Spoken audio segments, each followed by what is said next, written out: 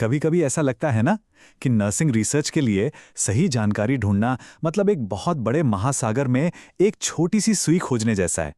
अगर ऐसा लगता है तो ये जानकारी आपके बहुत काम आने वाली है। हम एक तरह से एक डिजिटल लाइब्रेरियन की टूलकिट तैयार कर रहे हैं जो हर रिसर्चर की खोज को आसान बना देगी। तो चलिए शुरू करते हैं। तो सबसे पहले ये समझना जरूरी है कि नर्सिंग रिसर्च आखिर है क्या। ये सिर्फ जानकारी इकट्ठा करना नहीं है, नहीं, ये एक पूरी तरह से सिस्टमैटिक वैज्ञानिक प्रक्रिया है जिसका एक ही मकसद है, ऐसे भरोसेमंद सबूत तैयार करना जिनसे मरीजों की देखभाल को और बेहतर बनाया जा सके।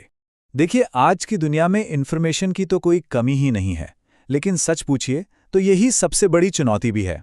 हर नर्सिंग स्टूडेंट और प्रोफेशनल को इस जानकारी के समंदर में से वो चीज़ें ढूंढनी पड़ती हैं जो भरोसेमंद भी हों और काम की भी। तो सबसे बड़ा सवाल यही उठता है कि ज्ञान के इस महासागर में अपना सफ़र शुरू कहाँ से किया जाए। तो हमारा ये सफ़र कैसा दिखेगा? हम इन 5 पड़ावों से गुजरेंगे। हम समझेंगे कि सबूतों की खोज इतनी ज़रूरी क्यों है, फिर जानेंगे कि रिसर्च की दुनिया कैसे बदली है, अपने डिजिटल टूल किट के 4 सबसे ज़रूरी डेटाबेस को परखेंगे, उन्हें एक प्रो की तरह इस्तेमाल करना सीखेंगे, और आखिर में देखेंगे कि ये सब मिलकर नर्सिंग साइंस को आगे कैसे बढ़ाता है। तो आ गए हैं हम अपने पहले पड़ाव पर, साक्ष्य की खोज। यहाँ हम ये समझेंगे कि किसी भी रिसर्च की जो नींव होती है, जिसे लिटरेचर रिव्यू कहते हैं, उसका असली मतलब और मकसद क्या है। ये इतना ज़रूरी क्यों है आखिर? इसका जो असल मकसद है वो एकदम साफ है। रिसर्च का काम है जो ज्ञान पहले से मौजूद है उसे और बेहतर बनाना, ताकि मरीजों की देखभाल पर उसका सीधा असर पड़े और नतीजे बेहतर हों। हर खोज असल में बेहतर देखभाल की तरफ बढ़ाया गया एक कदम है। चलिए जरा वक्त में पीछे चलते हैं और देखते हैं कि रिसर्च की दुनिया में कितनी बड़ी क्रांति आई है।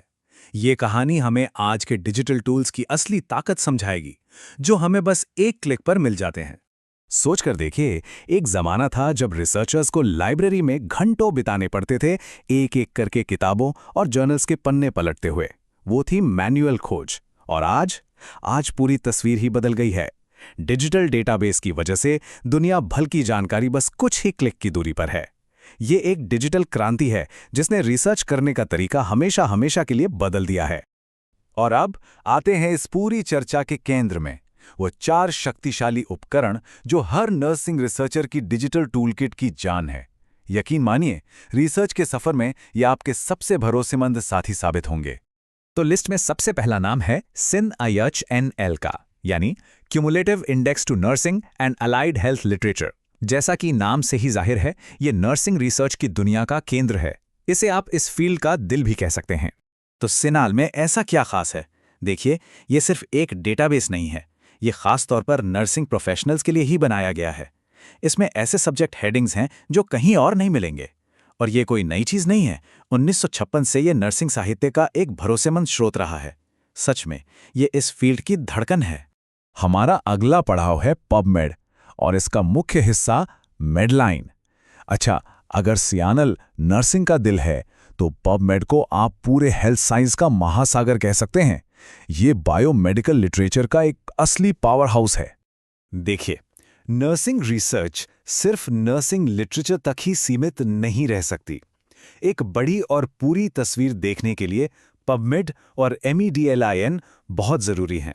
ये हेल्थ लिटरेचर के लगभग हर पहलू को कवर करता है, जिससे ये पक्का हो जाता है कि कोई भी ज़रूरी जानकारी छूट न जाए। अब हम उस सोर्स पर आते हैं जिसे सबूतों की दुनिया में गोल्ड स्टैंडर्ड माना जाता है। ये है द कॉक्रेन लाइब्रेरी, मतलब साक्ष्य के लिए सोने की कसौटी। मतलब जब किसी इलाज या तरीके के असर को लेकर सबसे पुख्ता, सबसे ठोस सबूत आधारित जवाब चाहिए, तो कॉक्रेन लाइब्रेरी से बेहतर कुछ नहीं।